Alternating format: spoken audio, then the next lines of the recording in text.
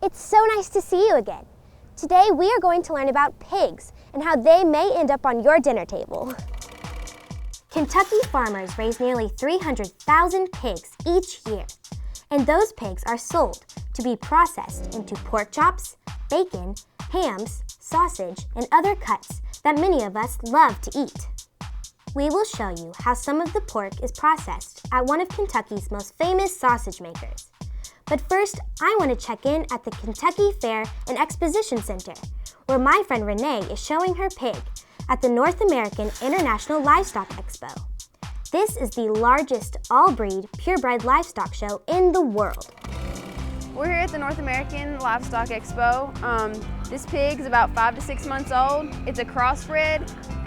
It was born around May 10th and is about 5 to 6 months old. It weighs 280 pounds and is shown in the heavyweight division here at the show.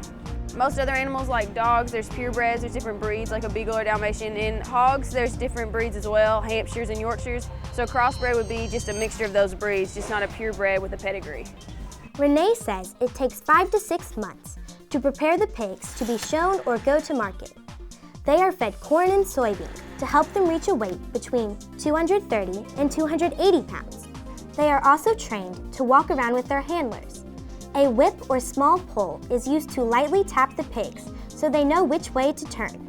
It is important that the judge sees the front, side, and back of the pigs so he can pick the winner. A lot of people ask me, why do we show pigs? And probably the biggest reason it's really fun. It's a lot like I play soccer and I play basketball in high school, and it's a lot of the same aspects. It doesn't seem like a team activity, but you've got a group of people with you all the time, and it's not just your family.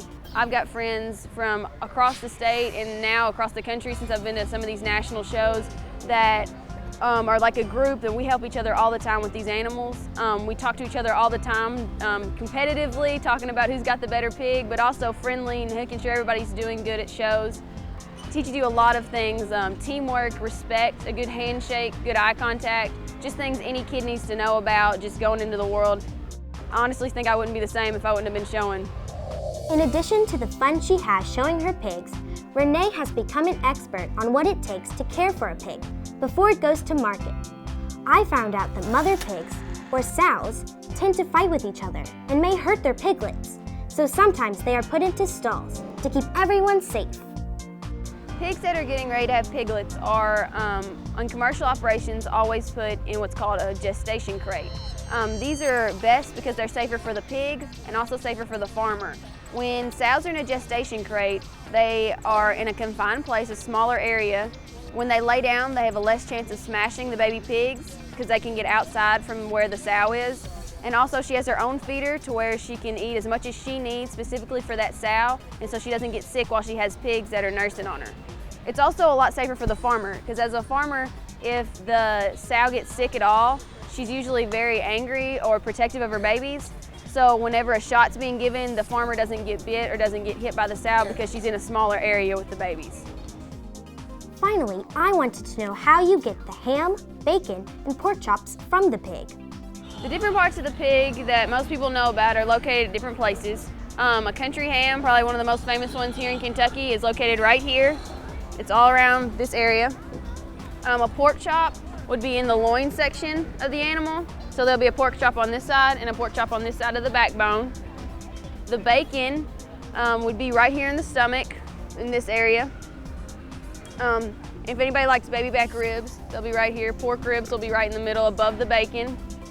And a Boston shoulder and the picnic shoulder, two cuts that a lot of people use for roast, are right here on the shoulder. The Boston shoulder's right above and then the picnic's under it. The average American eats about 48 pounds of pork each year. Renee, what is your favorite way to eat pork? My favorite part is probably sausage.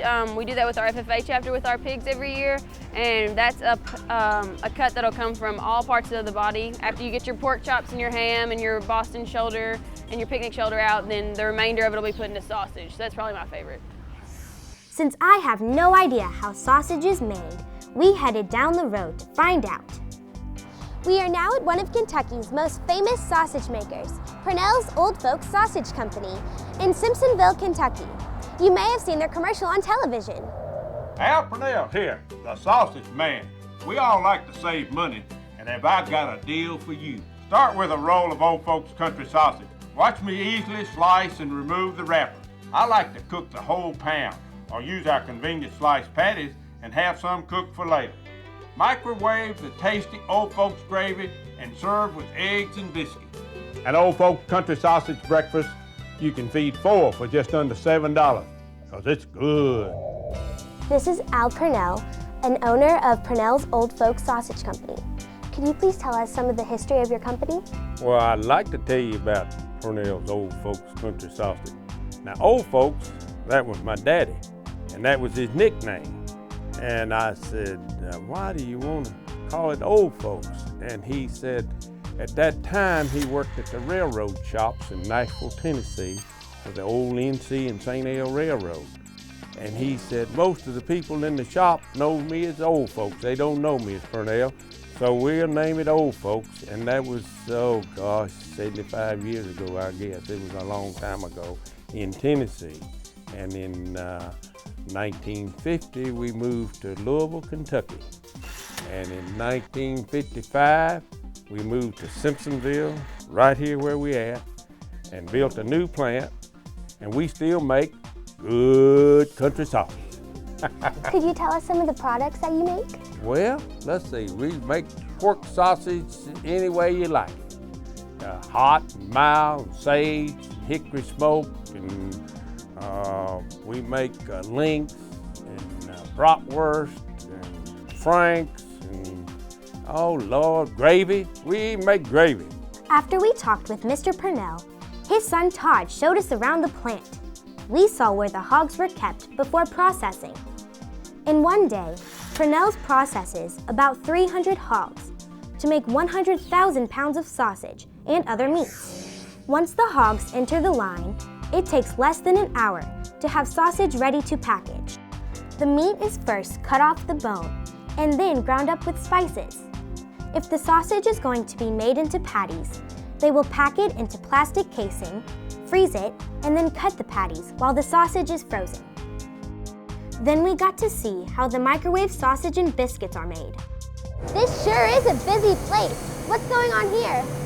Well, you've seen them make the sausage, then they had to slice it, and we had to cook it, and now they're putting it on biscuits, and they're packaging it, and then next thing you gotta do is pop it in your microwave, and you know what comes after that?